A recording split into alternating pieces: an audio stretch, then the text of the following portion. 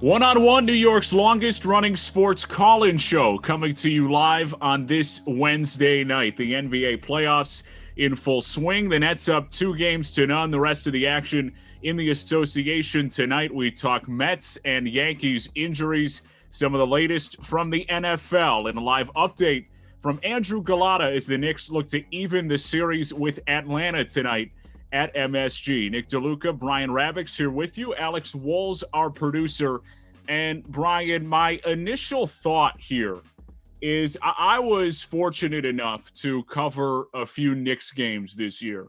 And we're going to get into, in our opening segment, some of the action from the playoffs this evening, last evening, and the award that was given to Julius Randle as the most improved player in the NBA. And he was incredibly deserving of that title. And yet, as I watch the Knicks, who are in a close game here in Game 2 with Atlanta, Julius Randle in the second quarter, as the Knicks' leader and best player, has a goose egg on the scoreboard. And the Knicks are really going to have to get him going, because it's amazing that they've been able to be as competitive as they've been without him really doing anything. Yeah, you're right. It shows that they have talent around him. They have enough depth to be competitive, but it also really shows they really need Julius Randle to step up. He needs to be the player he was in the regular season. You know, he didn't play well in game 1. He shot 6 of 23 and he had 15 points. And now he's got a goose egg on the scoreboard. He is 0 in the second quarter. And, you know, if the Knicks are going to be, you know, real competitive in this series, and especially in tonight's must-win game, they need Julius Randle to step up. He's supposed to be their top guy. He's the NBA's most improved player and the focal point of this team. And he just he really needs to step up, because the Knicks absolutely need him, and they can't afford to have another lackluster performance from their best player. Now, bear with me here, because I may be behind depending on what stream or medium you are using to watch the Knicks play the Hawks tonight. Right now on my screen, it says Hawks 38, Knicks 35, 5:41 to go in the second quarter. And of course, Julius Randle still with those no points. So we'll monitor that situation. Andrew Galata will join us later on in the show to give us the latest from the world's most famous arena, the Knicks trying to even the series at 1 before the series heads off to Atlanta later in the week. Of course, there is a bunch of action throughout the rest of the NBA as well. The Nets meshing together well. They win over the Boston Celtics last time out. That was last night. Kevin Durant going for 26, 8, and 5. James Harden, 20.7 assists. Kyrie, 15. Joe Harris, 25. 130, 108 over the Boston Celtics to take the 2-0 lead. And that is a team that I think we all knew was really dangerous and was going to be one of the best, if not the best, in the entire NBA based upon the roster. The question was, how well were they going to mesh come postseason time? And usually the stars are going to play. And the Nets have at least 2 of the top 5 in the NBA. Not sure how you feel about Kyrie Irving, but maybe 3 of the top 10 to 15.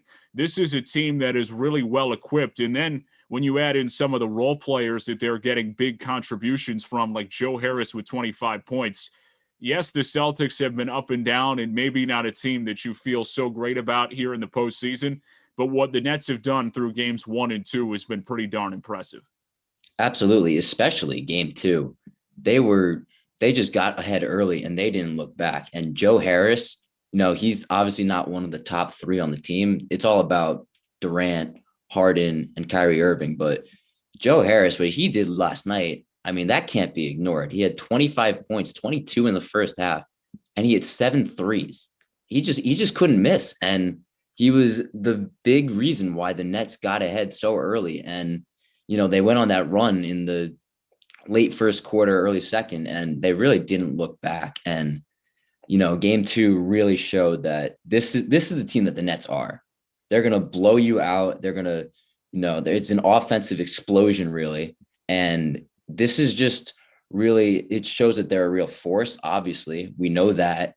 And it was a different pace from game 1. Game 1, they really didn't play so well. And then all of a sudden, just last night, they just flipped the switch. And the Celtics really just had no match for it. They couldn't stop them. And the Celtics were playing sloppy basketball all around. And you just really have to be impressed with what the Nets did last night, especially that they're getting contributions from those outside of the big 3. Yeah, the Celtics to me have been a bit of a mess for this entire year. And it's really curious, especially with the injuries now that they're having to deal with. But it's just odd with how well I think their roster was built throughout the duration of the season, and yet not getting the results. And their general manager, Danny Ainge, saying that we don't have a good enough roster and that we need to improve that. And yet he didn't really do a ton. And maybe that's not necessarily his fault. The market was not huge for the NBA trading deadline for them to make a big time move, at least with where they were in the standings and what the landscape looked like. But I really think that they are a very, very curious case. Now, I want to stay on the Nets a little bit because I think the biggest thing for them is the Joe Harris 25 points, because that to me illustrates that this is a team that has learned to play with one another. There was question, there's one basketball. What are the Nets going to do? And how are they going to be able to navigate enough touches for KD and Kyrie and Harden? And are you acquiring James Harden and playing him in a spot and in a role that will not benefit him or play to his strengths? And I don't think that's been the case at all. I think since joining the Nets, James Harden has played some of his best basketball. And yes, it has been a little less heavy on the scoring side as compared to what we saw him do in Houston. But I've been pretty darn impressed with the way that James Harden in particular has adjusted and been at the forefront of this scary Nets team. And Joe Harris taking the shots that he did, they're creating the space on the floor and creating the room behind the three-point arc. But the willingness to share the basketball has been a welcome sight for fans. If you're a Brooklyn Nets fan, I don't know how many of them there are, but if you're a Brooklyn Nets fan, that's got to be a welcome sight, because if this is a team that's going to share the basketball and play well together, I don't feel like there are too many other teams that can even challenge them, let alone stop them from lifting the Larry O'Brien trophy when this is all said and done. Nick, I absolutely agree. I mean, obviously you mentioned the big concerns the Nets had, and James Harden, really, when he came in here, he just kind of wiped out all of those concerns. James Harden showed that he can share the basketball and he's not going to chuck up 30 shots a game. And really the egos haven't been a problem for the Nets. And when you have the talent that, Durant, Harden and Kyrie have, that's, teams are going to focus on that. And then when you have someone like Joe Harris, who is as good of a 3-point shooter as he is, that's a weapon. And I got to say, if Joe Harris is going to shoot like this throughout the playoffs and, the big three are going to do their thing, I definitely don't see anyone in the East that can take this team down. And then really, if you get to the NBA finals, I really think this Nets team, I don't know if there's a team that can take them down. I mean, we've watched the Lakers. They've been the team that those have focused on to play them in the NBA finals should they get there. But the Lakers have their own issues now. And just seeing how the Nets are playing, no one's really last night, no one really dominated. It was really an all-around effort. Durant had 26, Harden had 20, Harris had 25. I really think that with the all-around contributions that we're getting right now, if the Nets continue to do this throughout the rest of the postseason, they have to be finals favorites, and I don't see anyone that can stop them. It would certainly be challenging, and you like their chances against anyone, in particular in the East, and it's so encouraging. The other thing for me, when you look at them, before we move on to the rest of the NBA playoffs, is question one: how are they going to play with each other when they're all on the floor? But question two was, are they all going to be on the floor? It's been Right. some health and some other challenges about player availability.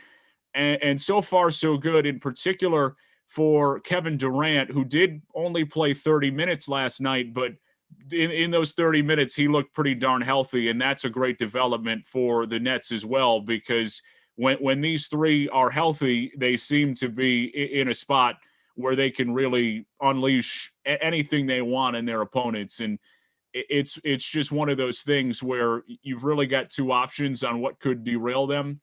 Doesn't seem as though those two things are going to happen. Now, there's a long way to go, and certainly injuries can happen, and certainly other teams that are more formidable than the Boston Celtics can present some other challenges that may make things a little bit more difficult for them instead of the 2-7 first round matchup. But you like what you see from the Nets from a health perspective as well.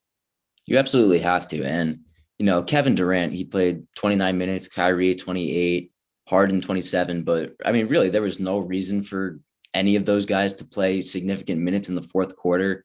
You're up by 30 points. Why do you need to risk, injuries, especially with Kevin Durant and James Harden, who have dealt with injuries throughout this entire season? So I really think that if they stay healthy and Steve Nash continues to be smart with the minutes and play them only in meaningful minutes. I mean, I really think that obviously the Nets need to stay healthy.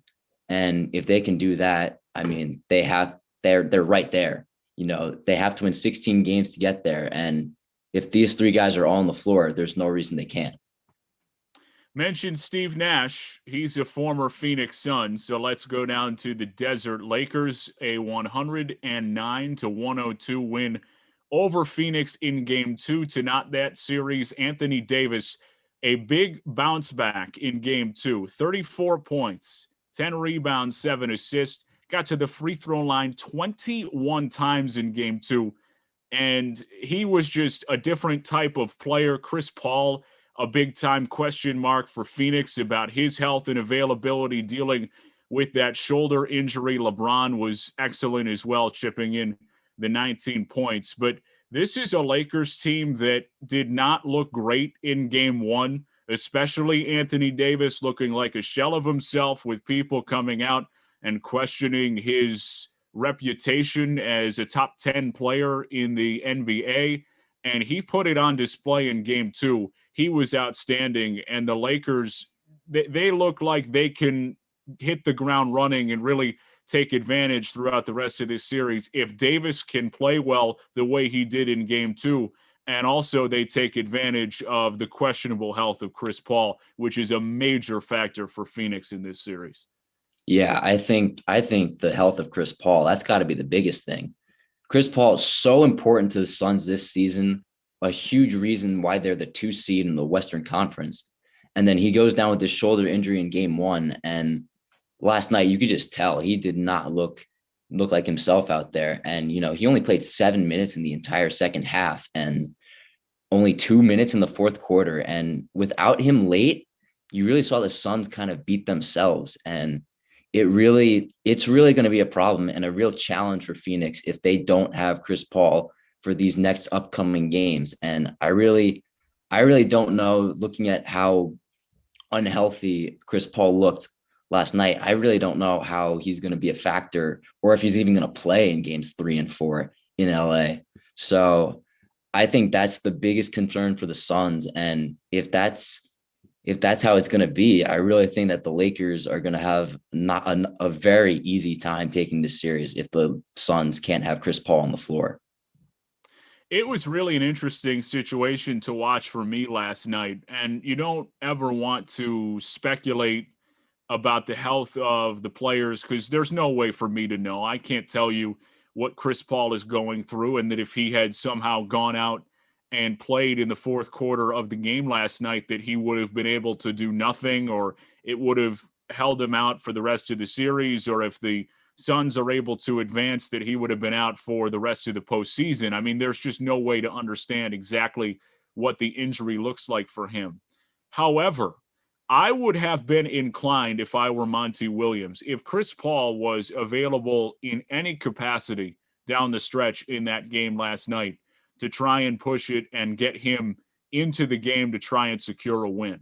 Because LeBron James in the playoffs is not a guy that is ever going to go down easily. You need to put your foot on the gas. It is the pedal to the floor to try and oust LeBron James. He's never lost in the first round of a playoff series, first round of a playoffs, rather. So I just don't know that I 100% agree with. Now, granted, again, you have to understand the injury, and for me, this is pure speculation. But I would have been inclined to try and push Chris Paul to do everything in my power to find a way to win that game too, because that's massive. 1-1 back to Los Angeles. You feel like the Lakers are in fantastic position. After game one didn't go well at all, Anthony Davis didn't show up. Now he's back in game two. LeBron hitting clutch shots down the stretch.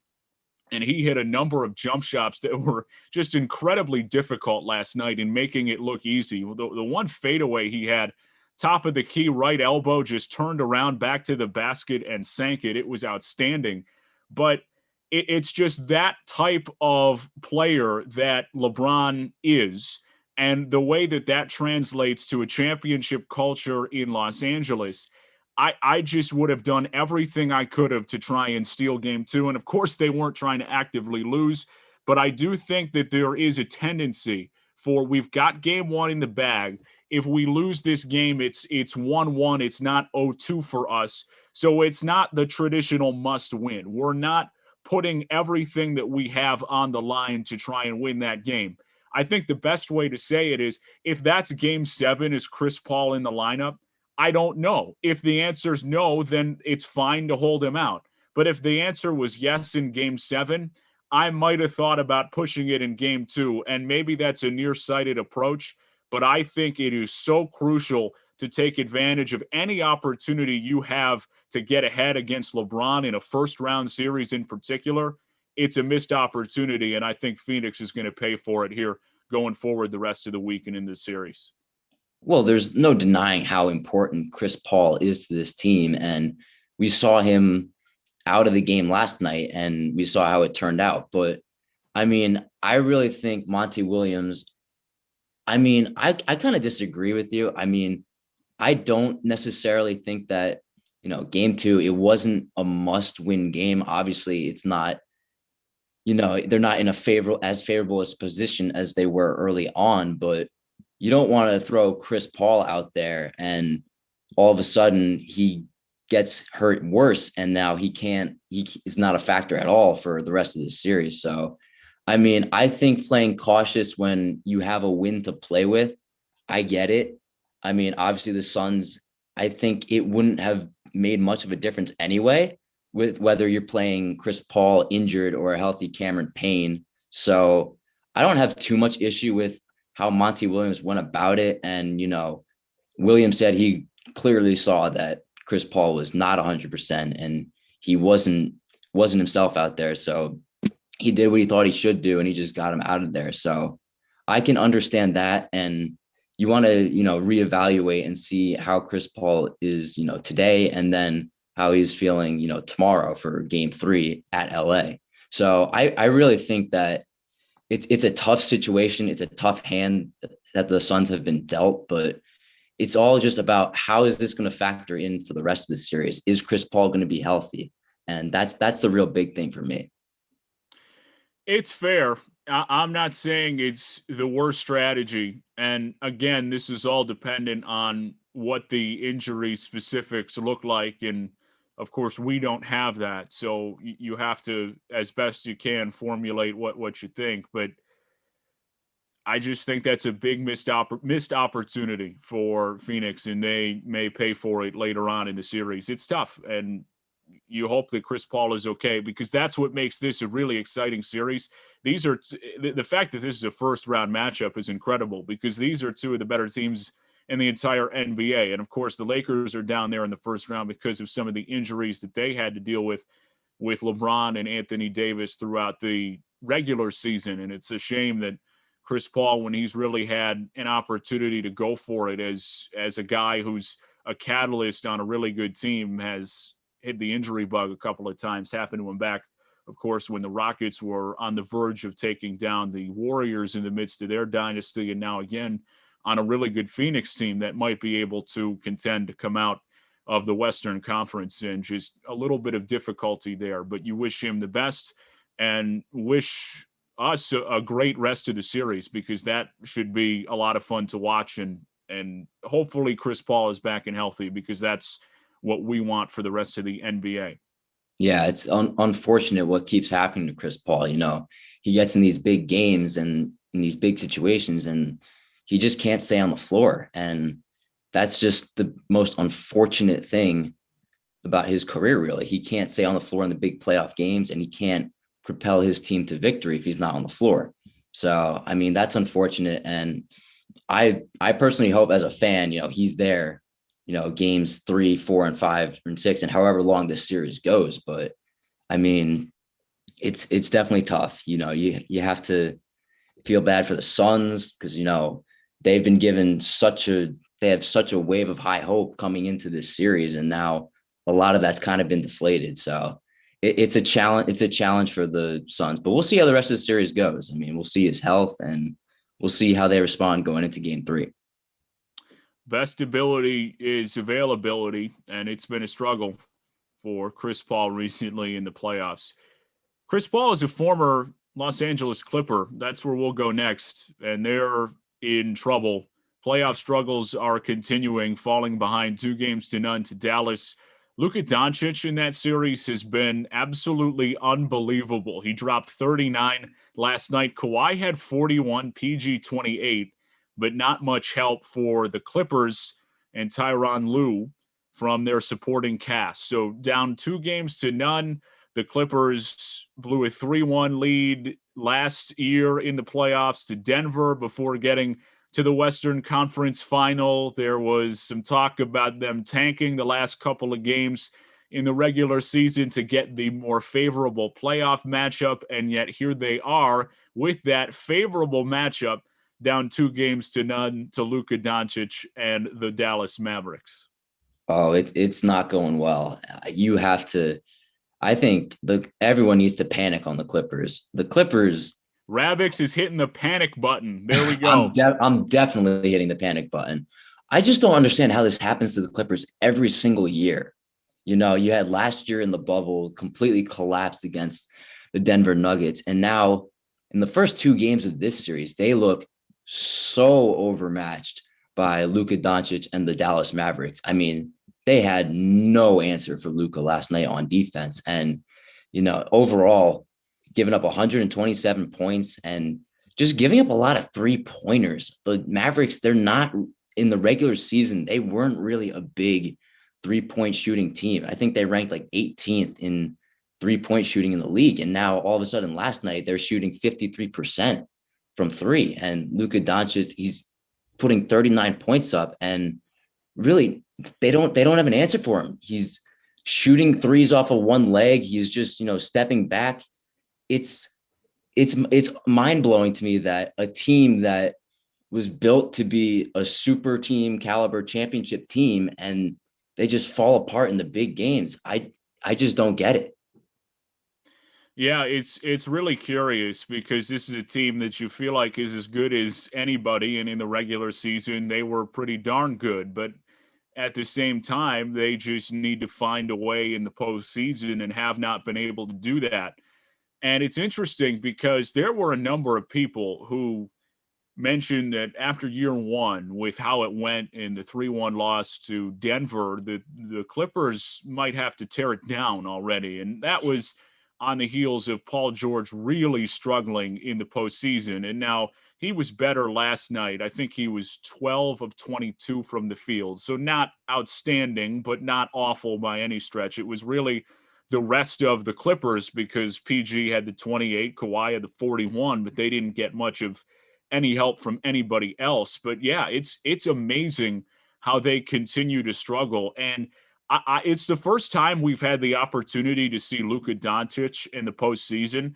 But I got to tell you, I'm not surprised by how well he's playing at all. He seems like the player who has the personality that is just tailor made for success in the postseason. I think it's too easy to compare him to Dirk personality wise, but I think that that's who it is, a guy who won an NBA Finals over Miami in 2011 and, of course, was the Finals MVP and carried them the whole way. But they're getting contributions. They're playing really good team basketball right now. Tim Hardaway Jr. scored 25 points in the game last night to get them the win. So they're getting those contributions from the supporting cast with Porzingis as well that the Clippers are not. And I think it just calls into question about are the Clippers putting their eggs in the wrong basket? They seem to have a strong two, certainly a strong one with Kawhi. And then where does Paul George fall? But the rest of the supporting cast, which they have really churned through. Lou Williams was in and out, and a couple of other players for them who were on the periphery have come and gone, and they've really tried to rework the rotation. And yet it hasn't seemed to matter at all. The same problems occurring yet again in the postseason. Absolutely. I mean, Paul George, you can't shoot 1 of 7 from three and you can't miss all those big shots. And I just don't see how the Clippers can lose 2 games in their own building and really have a chance for much of the rest of this series, especially with the way Luka's playing. And, we're ragging on the Clippers a lot, but let's not take away from Luka Doncic. He's incredible. And, the way he's playing should not be overlooked. But I mean, this Clippers team, they just don't have what it takes to win. And if they miraculously somehow come back and win this series, with the supporting cast they have, how are they going to get past the Utah Jazz? How would they get past the Lakers? How would they get past the Suns? I just don't see it. And I mean, clearly Doc Rivers was not the problem with this team. Yeah. Clearly not. And the same, because the same problems still keep coming up over and over and over again. And I don't know, but something needs to change organizationally with the Clippers. This is a tough pill to swallow. And, you lose the last 2 games of the regular season. Kawhi and Paul George don't play against the Rockets and the Thunder, the 2 worst teams in the West.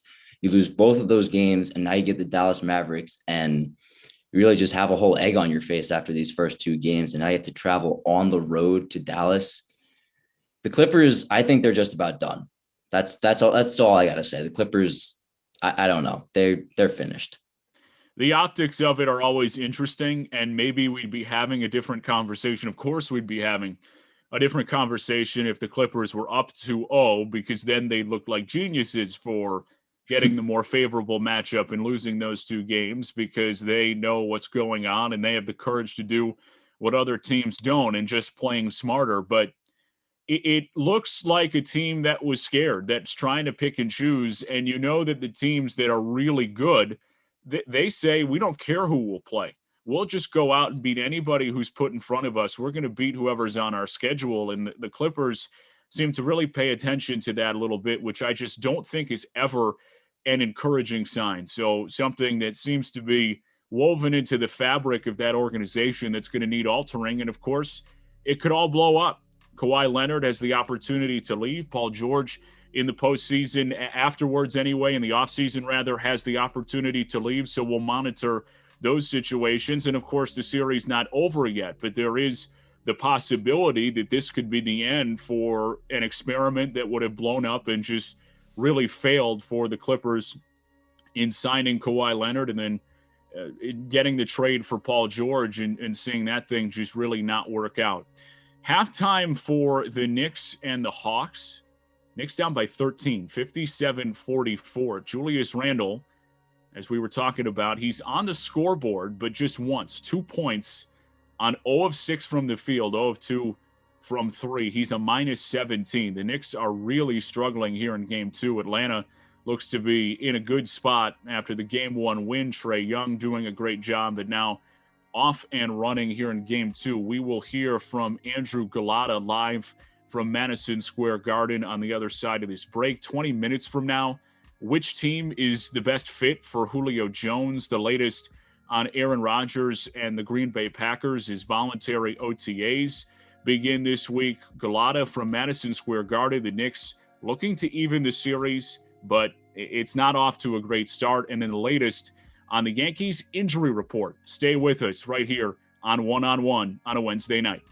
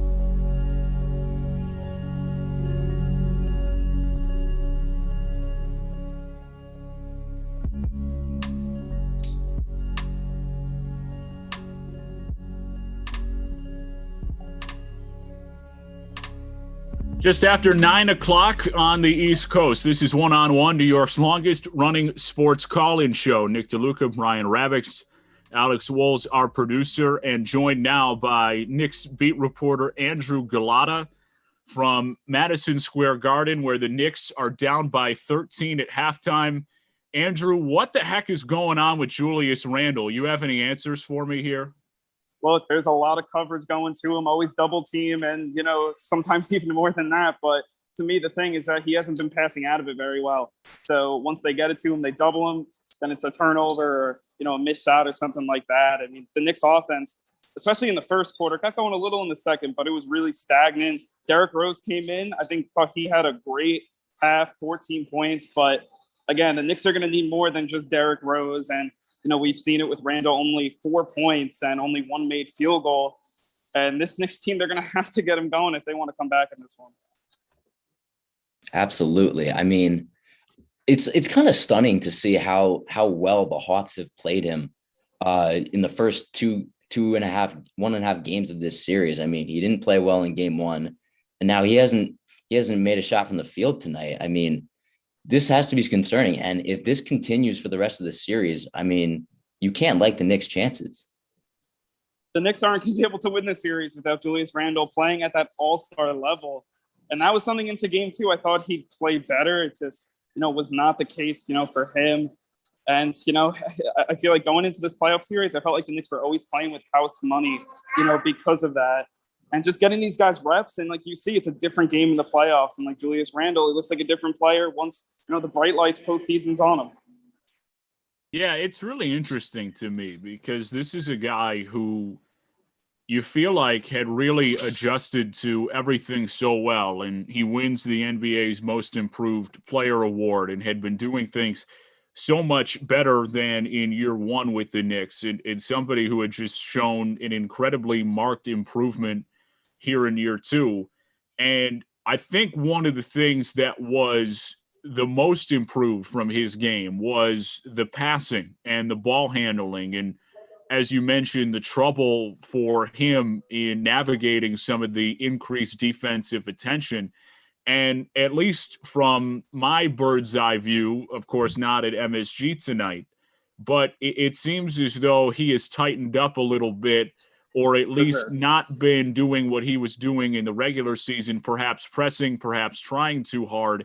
But this is not the Julius Randle that we saw during the regular season, not only with some of the shooting struggles, but maybe making the right basketball play was something that he was doing with so much frequency during the regular season. And the Hawks are really making it a struggle for him here through a game and a half in the postseason. No, yeah, I think pressing is the perfect word for it. And I felt like even early on, the Knicks were able to kind of compensate for that because Trae Young didn't have the best first quarter, but he got hot in the second. He's up to 20 points, and we all know the whole back and forth he's had with the Knicks crowd. It's been really fun to see, but right now, down 13 are the Knicks. Here, the second quarter's just about to begin, and you can probably hear from the cheers. The Knicks did score a basket, so we'll see if the team can turn around here in the second half. Yeah, all right, Andrew. All right, I'll see you guys. Get out of here. Enjoy the rest of the game. All right. See if the Knicks can turn things around here in the second half. Thanks, Andrew Galata, for joining us just for a moment. And we could stick with this for a second because the other thing that I was going to get to, at least was a little surprising, is the 57 on the scoreboard for the Hawks, Brian, before we transition into some of our baseball and other things for the rest of the show. To see them put up 57, Trae Young with 20 points in the first half. Yes, Julius Randle is struggling, but this is a team that makes its hay on defense, and that really hasn't been the case here through the first half in game two. Right. It's kind of unfair, I guess, to put it all on Julius Randle because this team really just hasn't had an answer for what Trae Young's been able to do. And Trae Young has done an excellent job of just silencing this MSG crowd through the first game and a half. So, I mean, Trae Young, he's looking like the best player on the floor, and he's looking like he's going to be a real problem throughout the rest of this series. Yeah, and that's something that seems to hold true a lot of the time in the NBA. Which team has the star that is playing the best? The team that has the best player a lot of the time wins the series. And right now, the Hawks have the best player, and that's Trae Young. And Julius Randle, unfortunately for the Knicks, because he had been that guy throughout the regular season, has really not been able to come close to finding that in the postseason. So a credit to the Hawks in the way that they have adjusted defensively. This was a closely contested matchup in the regular season, but we'll see if Tom Thibodeau and the rest of the Knicks offense can adjust as well as the defense, because they have really not come out with the fire you would expect after losing game one on their home floor. This, in essence, a must win for them, because you definitely don't want to go to Atlanta down 2-0. And yet here they are. So we'll see if they can turn it around, but not the start that the Knicks were looking for in their return to the postseason for the first time in a long time at MSG. Let's get into some baseball. The Yankees have found some trouble with a 6-2 loss yesterday, and it turns out it was a little more damaging than previously thought. The pitching wasn't great. The hitting has really struggled, and now Luke Voit and Corey Kluber, after last night's game, will both be headed to the IL. Voit an oblique strain, Corey Kluber out 8 weeks with a subscapular strain in his right shoulder. So two key pieces for the Yankees missing some time, in particularly disappointing for Corey Kluber, because this is a guy coming off a no-hitter, somebody who had pitched so well for the Yankees in the last couple of weeks. You feel like they have finally figured out that number 2 behind Garrett Cole, and with the way that their rotation had been humming through the last turn through, you felt like the Yankees offense was going to get things going, and maybe the pitching wasn't going to sustain this level of success, but they were winning games in a way that would bode well come postseason time. And now the shoulder coming back to bite Corey Kluber again, and a team that behind him might be searching for some answers with how to fill out the rest of that rotation. Yeah, that Kluber injury, it really just kind of blindsided the team. And I think it's going to be a tough blow. I mean, I usually am one to say that the Yankees can bounce back from injuries well, but Corey Kluber was so important to that rotation. And, having the really good number 2 behind Cole was so important. And now they're losing that. And the concerning thing is that, he only pitched 1 inning in the shortened 2020 season. And it was the same shoulder that he injured last year that he's dealing with now. So I really don't know what's going to happen going forward, but the best case scenario is a return by late July, which doesn't look great. And again, that's the best case scenario. So with most of the Yankees injury history and given their luck, you can kind of assume that it's going to be further back from that. So I think it's concerning. Now, Davy Garcia is going to rejoin the rotation. He had a start this year that was okay. And, he showed some promise last year. So if he can step up, that would be huge for the Yankees. But I don't know if they can replicate what Corey Kluber's given them throughout the first 2 months of the season. No, it'll certainly be tough. And I think it's incredibly disappointing just with how well Corey Kluber was able to pitch. And I think that you brought up a really good point in that he only pitched the 1 inning for Texas in 2020. And of course, it's concerning that it's the same shoulder. But even further than that, this is a guy that's going to need a few starts to shake the rust off. He just hasn't pitched a lot in the last couple of years. And now he's going to be out for 8 weeks, probably longer. That's the best case scenario, as you mentioned, which probably won't happen for a guy with this type of injury history. So now you're talking about when is he able to come back and what is the buildup going to look like for him to be ready for the postseason, if that's where the Yankees are headed. It seems like they are playing better of late. But it's just incredibly disappointing for a guy who just threw a no-hitter and did all that he did to get back, and then to do it in the place where he blew out his arm a year ago, and now to be headed right to the IL with that injury is so disappointing. And the Yankees are going to have to figure it out. This is a team that is not like what we've seen for them in the last couple of years in depth. They had a ton of injuries in 2019 when it was next man up mentality, and they were able to cover things pretty well and find a way to progress through some of the things that really were a struggle for them because of the injuries. And now it seems as though that depth is not there in the same way. Of course, there are still more injuries, but a guy like Mike Ford, who came up in 2019 and was really good, he has been brutal for them in their lineup when he has played. Cameron Maybin was a guy who stepped up. Mike Tauchman was a guy who stepped up. Clint Frazier is doing a better job right now in his last couple of games getting things going with the bat. Brett Gardner was seeing more time and is seeing more time this season, and he's batting below 200. Gary Sanchez, Kyle Higashioka, guys who have not been able to get things going for them offensively. And then the rotation, while it has been very good, the longer you look down the depth chart, the less encouraging that it is. And you're hoping that Davy Garcia can come in and fill the void. But after that, there's not a lot. And now you're holding out hope that maybe Luis Severino can come back and save your bacon at the end of July. But that's a lot of ifs and a lot of question marks for a team and a general manager in Brian Cashman that usually has their boxes checked. This time it hasn't been the case here in 2021 so far. I mean, with all the injuries that have piled up, Hicks is looking like he's done for the year. He's getting surgery on his left wrist. They brought in Ryan Lamar to be a bench player who can play center field when he can. And now he's hurt. He's on the IL. And, when you see all these pile up, I mean, how does that Mike Tauchman trade look that you made in April? I mean, the Yankees could really use a player of his. I guess Tauchman hasn't played well either. That's true. But I mean, really, Clint Frazier has not been getting it done, although he has been better as of late, but he really hasn't been getting the job done. I don't really know how well a 37-year-old Brett Gardner playing center field every single day is gonna turn out, because I don't know who their center fielder could be outside of him. I mean, Estevan Florio. That's true. They could bring him up. That's the problem. They don't want to bring him up because he can't hit.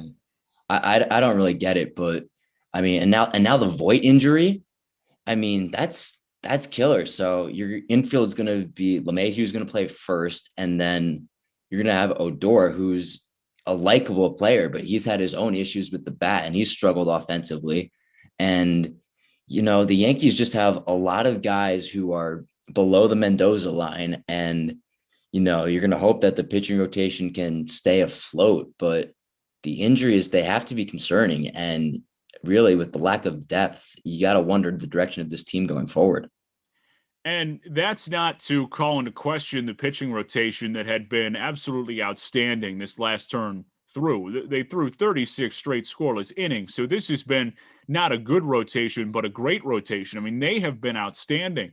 But the problem is that that's not sustainable. This is not a team that is going to pitch that well for an extended period of time. So then you look into, how does this team manufacture wins? And the offense needs to improve. They just haven't been able to score runs the way we're accustomed to seeing the Yankees score runs. And that's just been the puzzling part of it, because yes, they have dealt with the injuries, and we can go up and down the list with Voit missing the time to begin the season, and now he's out again, and Hicks and Stanton and the injuries that they've dealt with. But Aaron Judge is still playing every day, and Clint Frazier is still playing every day, and Urshela and Torres has gotten it going, and LeMahieu is another guy who has been questionably suspect throughout the beginning of this season. But it's just amazing to see how they have really struggled to get things going offensively, because if you had told me going into this season that the Yankees were going to pitch the way they pitched, I would tell you that they were running away with the division in the early going, just because you operate under the assumption that they're always going to hit. They're the Yankees. It's what they do. And yet that hasn't been the case, which has been just really an interesting development, and not in a positive way for the Yankees and the front office and the fans and everybody who's there. But it's just unfortunate, because now when you don't score runs, it puts so much pressure on every other aspect of the team.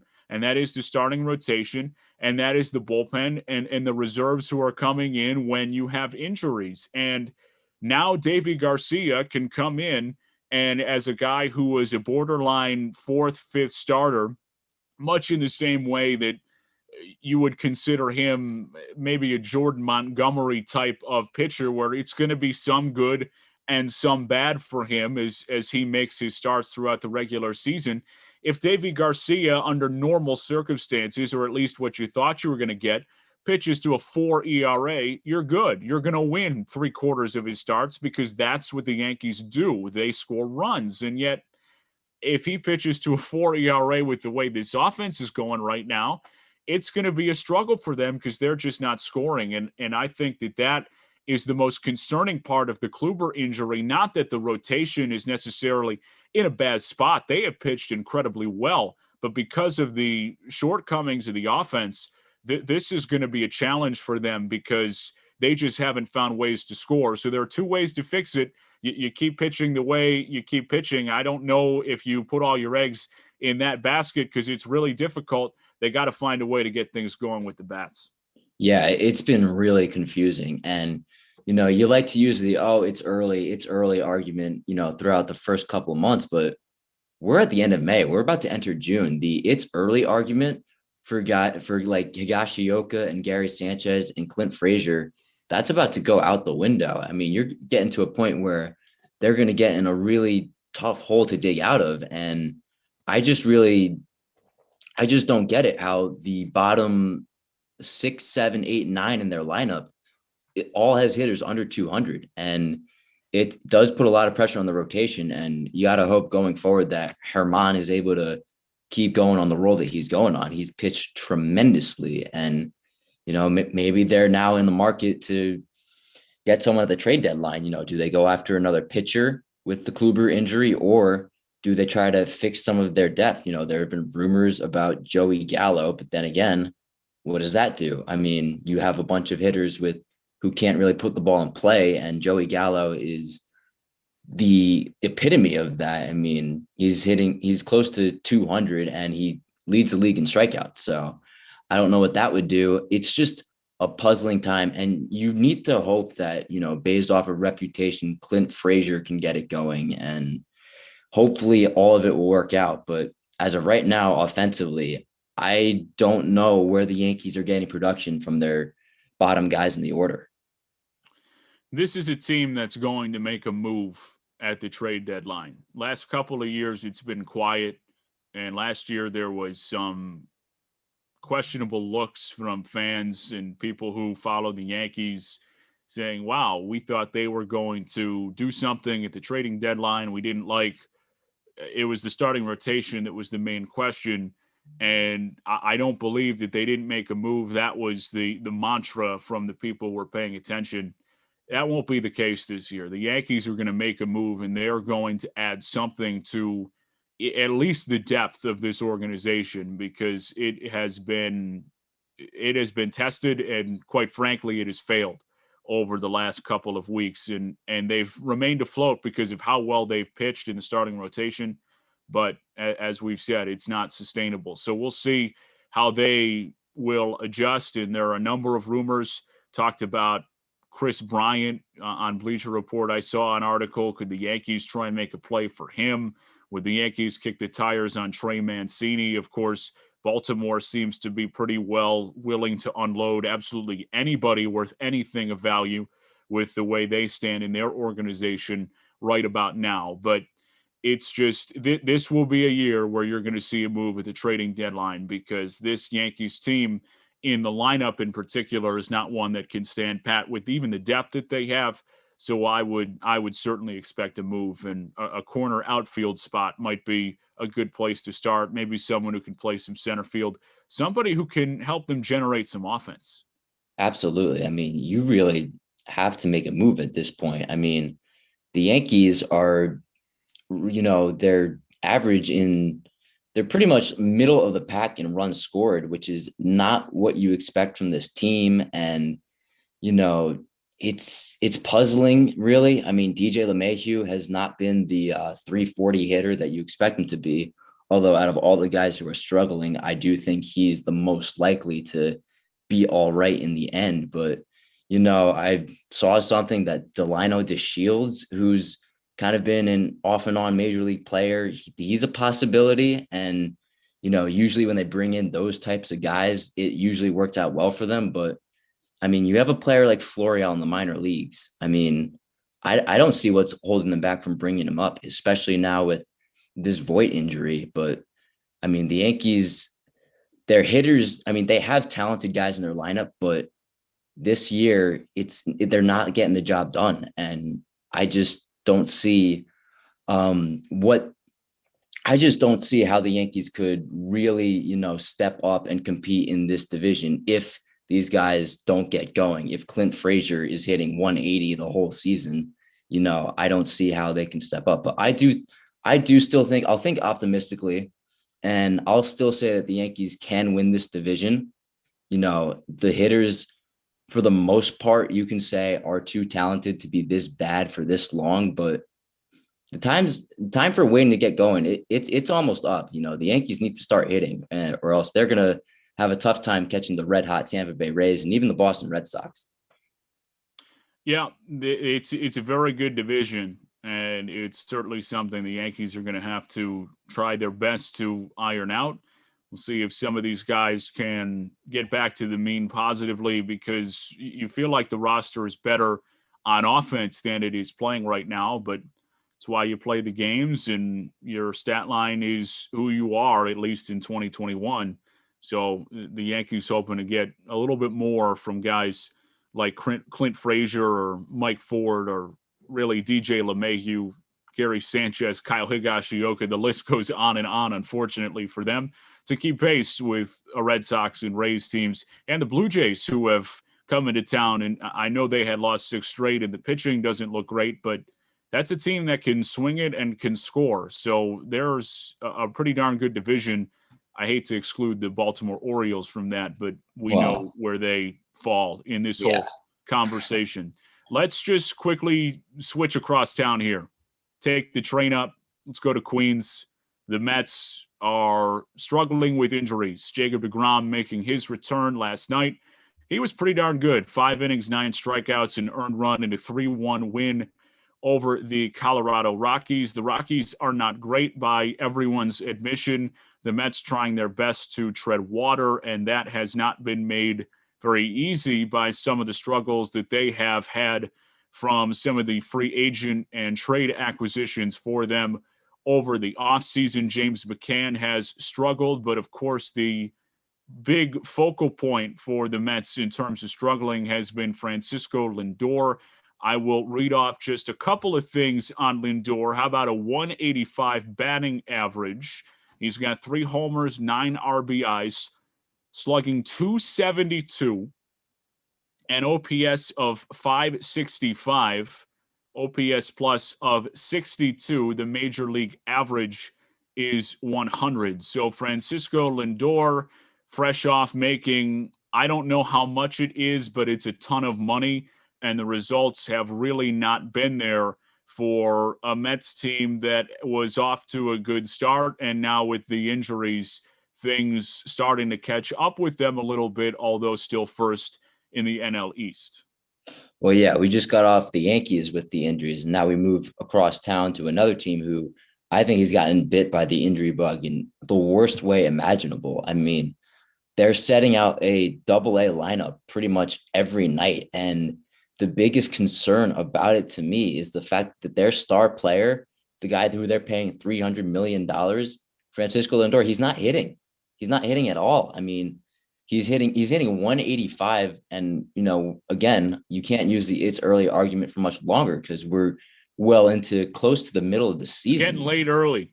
Exactly. The old saying. And, Lindor, that's really a piece that, he's healthy, but he's really a piece who you expect to hit, and, he's not hitting. And SNY actually showed this statistic, this chart, and it had notable Mets acquisitions in their first 40 games.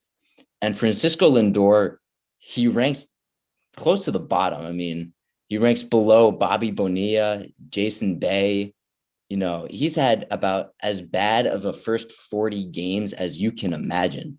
And really, with all the injuries that they have, they can't really afford for Lindor to be as bad as he's been. He needs to hit and he needs to step up. And I really think, the Mets, they're somehow still in first place with how this division has shaken up. But, the Atlanta Braves are getting a little bit better. And I think that they're kind of breathing down their necks. And the injuries, the Mets are throwing out a AA lineup every night. Your best player is not hitting. And I think it's concerning going forward. And, Lindor, he needs to step up. No question about it.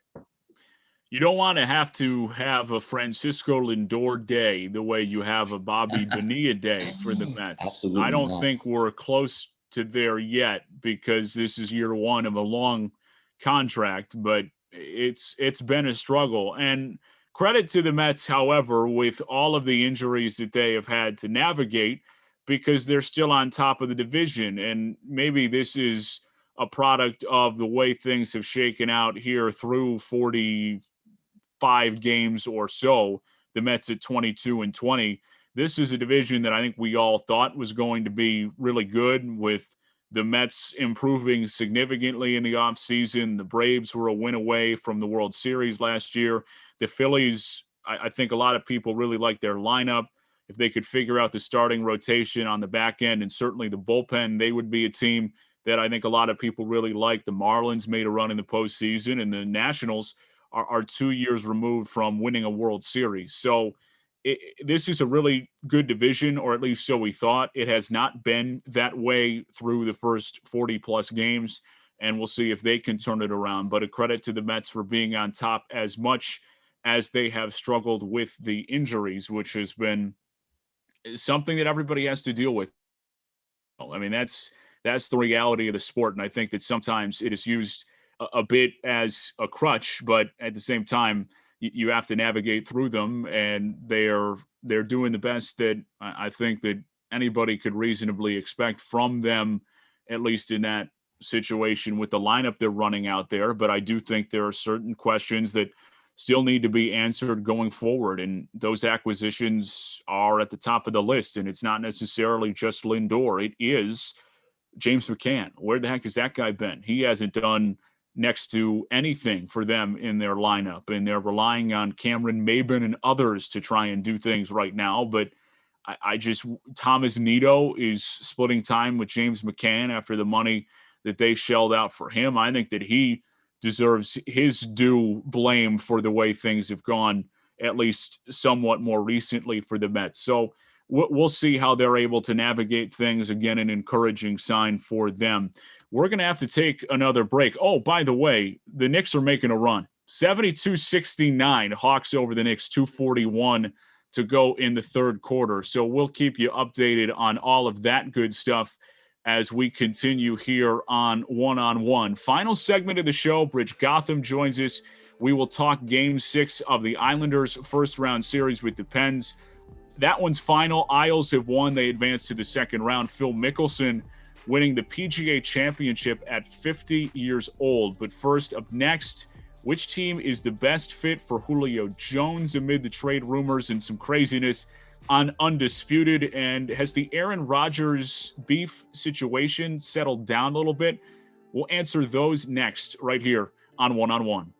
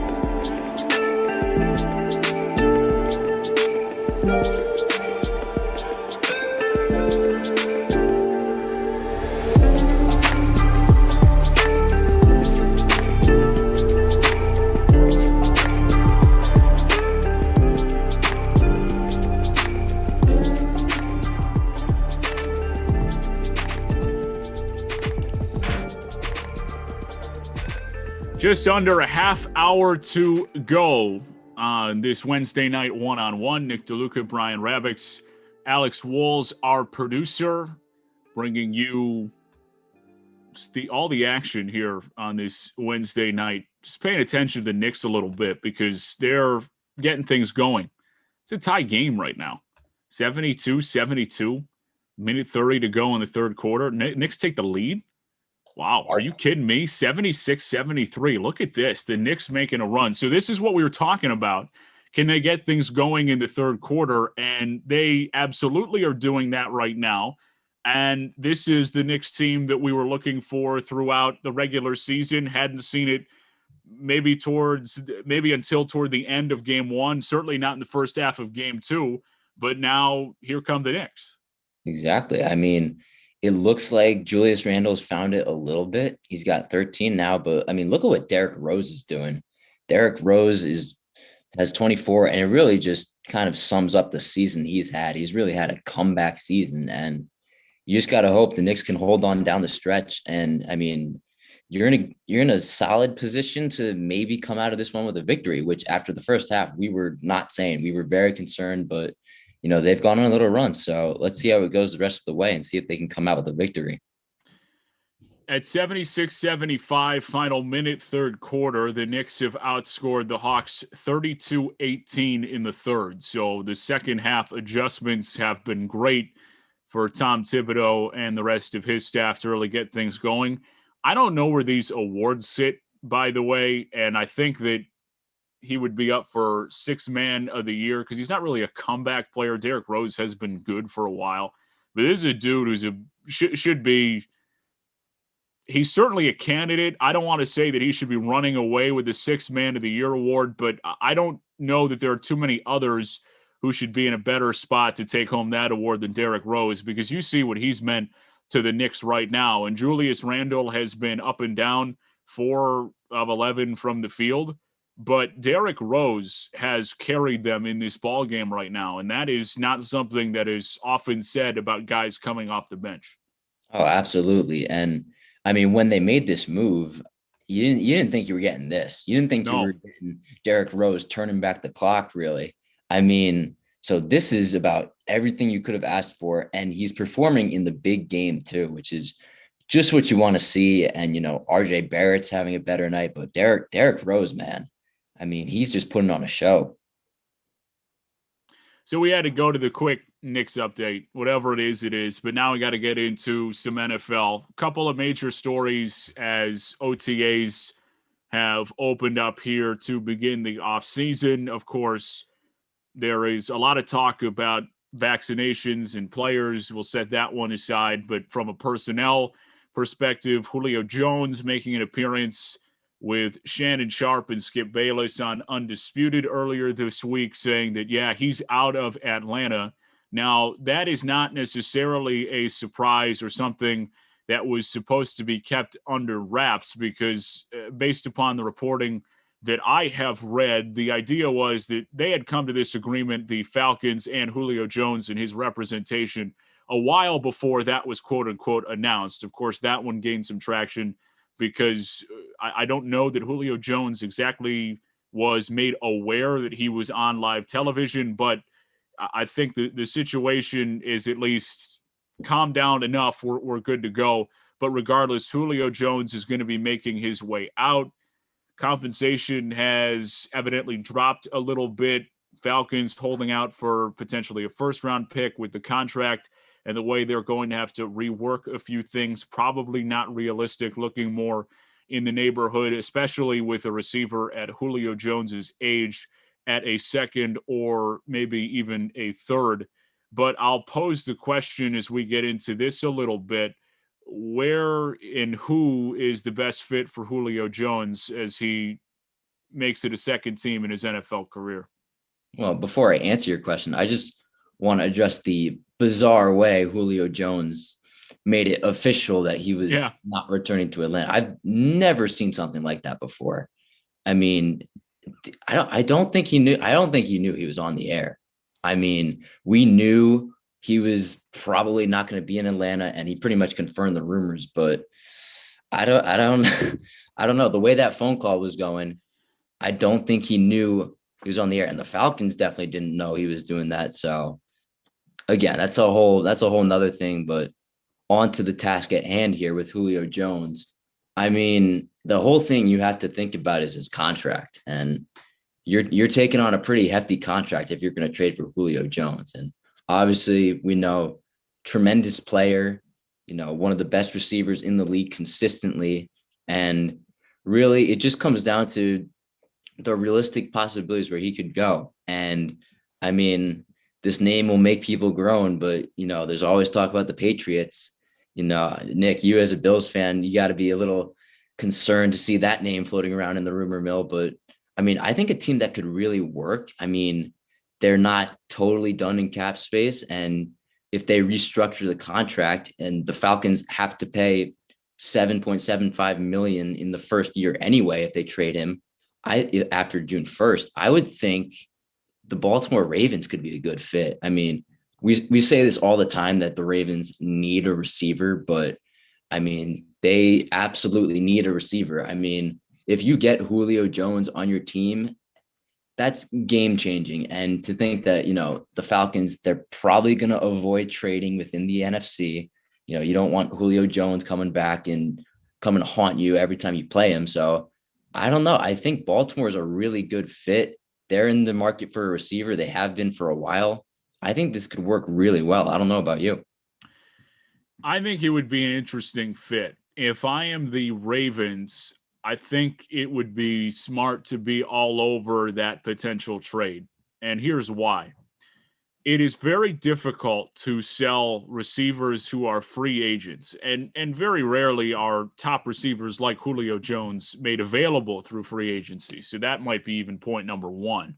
But when you're looking at the free agent landscape, to sell a receiver playing with Lamar Jackson, Mm-hmm. and that is nothing to do with necessarily what you might think of him as a quarterback, but it's the offense that they run. If you're a receiver, you're blocking 40 plays a game. And that's not something that gets receivers paid terribly well, and is candidly not something that they're terribly interested in doing. Now, some may be more interested than others, and some are team players and will do it. But I think the Ravens would have a very tough time attracting a top-level wide receiver to join them in free agency. So when one becomes available through trade, one of the caliber of Julio Jones, that's something that they better be on top of and certainly going after, especially after getting an extra first-round pick from the Kansas City Chiefs this past year for Orlando Brown. I would think that they would be in the market. That seems to me, at least from their perspective, to be a good fit. Another one that I find interesting is the Indianapolis Colts. I think that Julio Jones would be an excellent fit in Indianapolis. Carson Wentz is going to need the weaponry. He's somebody who's trying to rebuild his career. How about Julio Jones as your number one wide receiver? And this is a team that is extremely well built. They will have to be very careful because Quentin Nelson's contract is coming up. They're in good cap situation right now, but Quentin Nelson's going to have to get paid. Darius Leonard is going to have to get paid. They're going to have to work with Carson Wentz's contract in the fold and some of the other guys that they're going to have to find a way to make sure they keep on their roster. So that is one that I would find particularly interesting. But I think that he could add another dimension to that Colts offense. I hate to say it, I am going to bring it up at least a little bit on these airwaves, but I think the Buffalo Bills would be an excellent fit for him. Now, the problem, of course, is, again, the negotiation of the money. The Bills don't have a ton of cap space, but anybody who is trading for Julio Jones, especially in this environment, will not. So it's going to require a restructuring of the contract anyway, because if the Falcons trade him, they post June 1st, they save the $7 million by delaying, but they would still be on the hook for, I believe it's 33. So they need to rework the contract, and they're going to do it because the Falcons are willing to trade him. We're going to get to Aaron Rodgers in a second here, and that's why Aaron Rodgers being traded never made any sense, because the Packers aren't willing to work with him on changing the contract and move him out of town. It just won't work. So they'd be better off just letting him sit out the year if that was something he was interested in doing, and then that would be the end of it from a cap situation. So I think the Bills would be a good fit too, adding him with Stephon Diggs. But I let me say it this way. Julio Jones is a great fit on any team that he goes to. So it's really about who's going to go in and make the strongest offer to me in reading the situation, because let's not pretend like Julio Jones wouldn't be great on any team that he goes to. And as someone that is interested in seeing the Bills succeed, of course, I'd be interested in seeing him go there. But pick whoever you like. The Jets, he'd be a great fit for the Jets. Somebody who'd come in and be a bona fide number one wide receiver for Zach Wilson in year one, or the Patriots for Mac Jones. If he wants to play with Cam Newton, I think he's in the wrong business going to New England. But I think Julio Jones would be an excellent fit pretty much anywhere, because that's how good Julio Jones is and has been throughout his entire NFL career. Yeah, and Julio Jones doesn't seem like a receiver who brings a ton of ego either. So I think he can fit easily on any roster. You know, you talked about the Colts, another team within that division, the Tennessee Titans. A.J. Brown's kind of tried to recruit him a little bit. So again, I mean, we're pretty certain now that he is going to be dealt, and there's a lot of possibilities where he could go. So this could be a fun next couple of months to find out where Julio Jones is going. For sure. Quickly, let's get to Aaron Rodgers a little bit. Things seem to have calmed down, at least in hearing what people are reporting, and that Rodgers is certainly not happy with the situation, but he mentioned that it's really aimed in frustration at their general manager, Brian Gutekunst, and nobody else, because he likes the coaching staff, he likes the players that he's playing with, and we'll see if they're able to figure out that whole situation. But as I just said, I don't think they're going to work with him on getting him out of town. I don't think Aaron Rodgers is going to be in a better situation to potentially win a Super Bowl anywhere but Green Bay. He's not going to go to Denver and be in a better spot to win in a division with Mahomes and Justin Herbert. So I think it's smart to stay put. It's smart to just hope that this thing works itself out, but I don't believe that Aaron Rodgers is going anywhere. I don't think so either. I've never really been in a ton of doubt that he's going to play anywhere but the Packers in 2021. But I mean, they need to end this drama. I mean, this drama it's never ending. It just continues and continues. And I mean, he says it's not about Jordan Love, but really it kind of is. If he's so unhappy with, what this front office has done, I mean, I just really don't think that. I still think he's really upset about that they, drafted a quarterback, his potential replacement, rather than, getting help elsewhere. And, he even said another interesting thing. He was on SportsCenter, and he said that him winning the MVP kind of threw a wrench into the Packers' plan. So it's also a possibility that the Packers really didn't see Aaron Rodgers as the answer for, well down the line. So it's an interesting situation. It just doesn't seem to go away. But I think with all of this, Aaron Rodgers is not the type of guy to hold out for a whole season. So I think he'll play for the Packers amidst this, this disconnect between him and the front office. Yeah, I guess I am skeptical about how bad a position Aaron Rodgers has really been placed in, which is the popular opinion. But they have Devontae Adams, they have Aaron Jones. I mean, I know those guys weren't drafted in the first round, and I understand the optics of going out and drafting his eventual replacement. But let's also not pretend that Aaron Rodgers wasn't on a sharp decline throughout the last couple of seasons before he really exploded and had an MVP caliber season this year. And a great credit to him. At the same time, if he plays this way and continues to play this way, Jordan Love is not going to suit up for the Green Bay Packers, because you don't get rid of a commodity of an MVP level quarterback ever. You just don't do it. So I think he's going to be fine, and they're going to be placing him in a good position. He's not going to find anywhere else, as I said, that's going to be a better place for him to win. Packers is the number one choice about where Aaron Rodgers is going to be next year. Number two, I think, is retirement, and then three is somewhere else. He's not going anywhere. He's going to be in Green Bay suiting up for the Packers next year, and I think all this is going to be put a little bit on the back burner. We'll close out the show. Game 6, Islanders and Pens.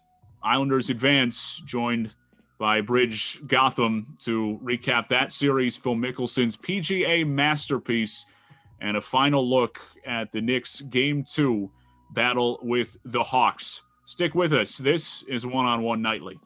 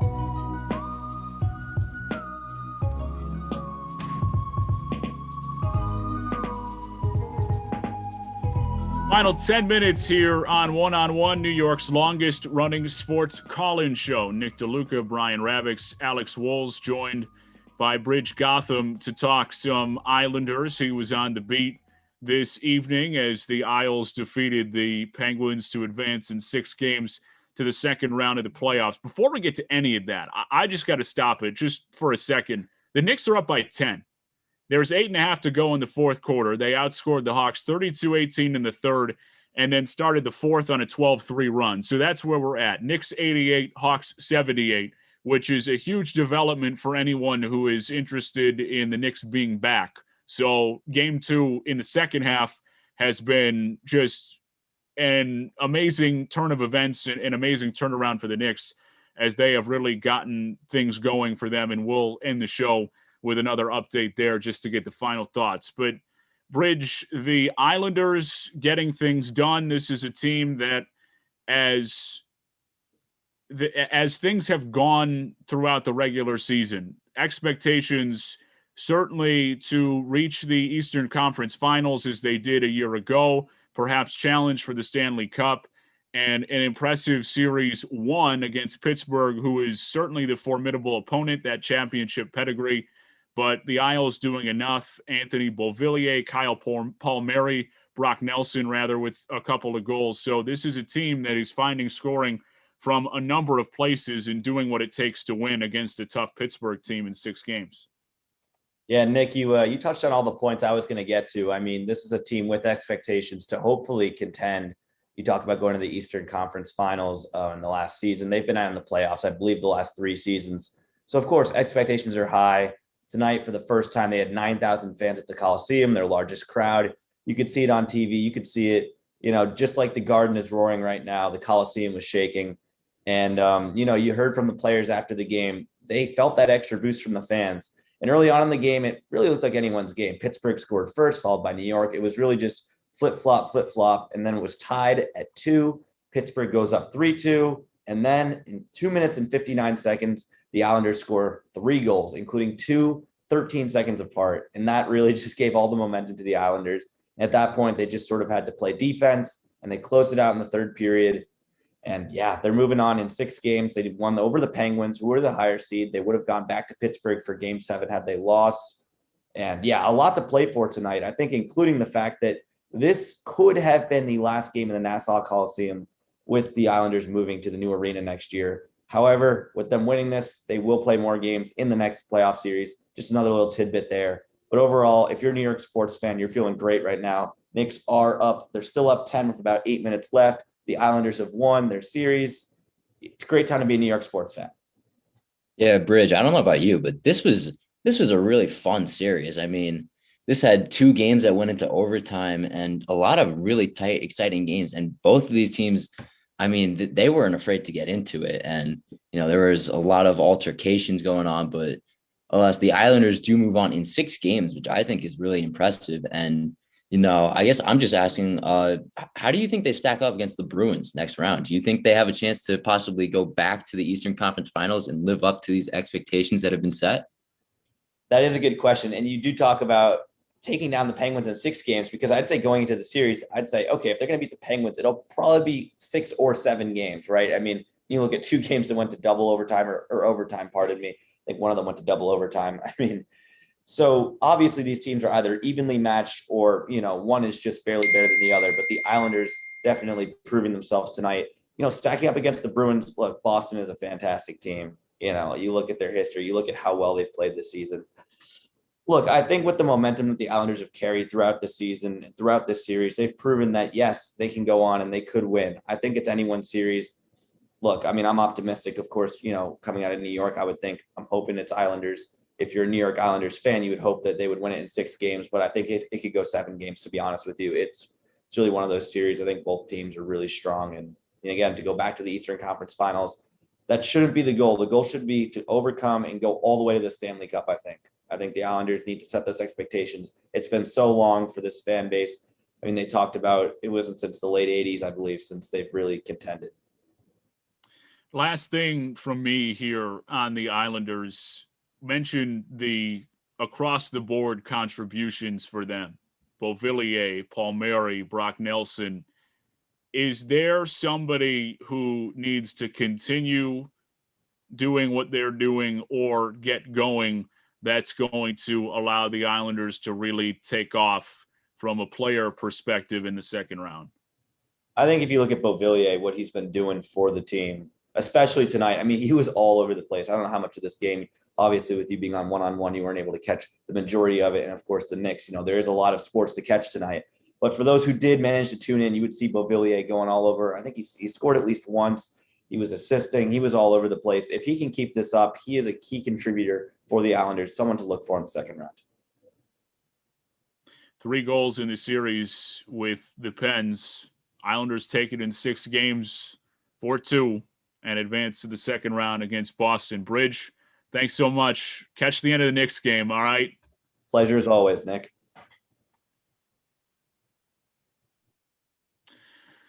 So there we have it. Islanders on to the second round. Final 5 minutes here. Wednesday night, one-on-one, New York's longest-running sports calling show. I'm frantically checking the Knicks score again. It's I'm a doing the 1-point same game, thing. 6.5 to go. Looks like we're just going to get off the air in time to catch the end of this thing. But it's been an outstanding turnaround for them in the second half. Derrick Rose with 24 points. Alec Burks has added 10. RJ Barrett, 13. Julius Randle, in what was another struggle for him in the first half, has picked it up in the second half, up to double-digit scoring at 13 points and 10 rebounds. So a double-double for him after the slow start. Knicks now up by 4, 91-87 with 6:05 to go. But this is going to be a race to the finish and a big game too. This is, make no mistake about it, a massive game in this series one way or another. You feel like the Hawks are in a really good spot if they're going back 2-0, and yet if the Knicks are able to take game 2, it's anybody's series again. Yeah, this game is so important, and it's so important the Knicks, get the job done down the stretch and send it to Atlanta tied 1-1, because, if you go down 0-2, especially with a team as young as this, I just see it very difficult to come back on the road and win that series. And especially to drop the first 2 games at Madison Square Garden, the largest crowd indoors since the pandemic. The place is rocking. They haven't seen the Knicks in 8 years. And to just drop both of these games would be really deflating. So we got about 5 minutes left in this one, and it looks like it's going to be a great finish. And we'll see if the Knicks can, at least contest the Hawks down the stretch. And it's a 2-point game now. So let's just see. It's looking like we're getting a great finish at the Garden. Am I allowed to update that? I don't know. Is that an FCC violation? I got to go to my producer on that one. If I can, Wolves, what do we think? Yes, no? I think I'm good. All right. Okay. Well, then we're good. I can update the score. It's a 2-point game, but regardless, it is what it is. I just don't want to get in trouble. I'm not trying to ruffle any feathers here with the powers that be. Last couple minutes here on one-on-one before we get back to the Knicks, because we know that's how it's going to end, at least as we're signing off here. Wanted to touch on Phil Mickelson and the outstanding weekend for him in winning the PGA Championship at 50 years old. Now, I know that with modern, I guess you want to call it technology, nutrition, athletes are able to sustain things longer. You look at the likes of Tom Brady, who is an exception to the rule, but also guys like Phillip Rivers, Adam Vinatieri just retired today, and a guy who was able to play as a kicker forever. But to win a major championship at 50 years old, what we saw from Phil today was so impressive. This weekend, what we saw from Phil this weekend was so impressive. It was magical, and the hype was outstanding. It was just great for the game of golf. Just a great story. Yeah. Winning at that old of an age, and just to, get another major under his belt, like he needs it. He's one of the all-time greats. It's, from someone who doesn't watch golf all that often, I was invested in the Phil Mickelson story, and, just being able to see him leading much of the way and, pulling out the victory. I mean, it's just great. It's great for the game. And, he's 50 and he won a major now. So you have to think maybe this summer at the US Open, he can maybe win the major that's eluded him for his whole career. We'll see. I mean, but it's just a great story, and I'm very happy for Phil. He mentioned in his post-championship press conference that maybe this is it for him and something that he should enjoy because he might never win another tournament again, or he might just have unlocked something and could go on a bit of a run here at the advanced age of 50 years old. Only time will tell. We'll see how he comes out and plays, but it was a really impressive display from Phil Mickelson, somebody who we thought was the sun had set on his ability to compete in majors, and yet there he was. 96-91, the Knicks on top by 5, 3.5 to go in the fourth quarter. Second half run, it's impressive. See if the Knicks can hang on to take game 2 and send things back to Atlanta, tied 1 apiece.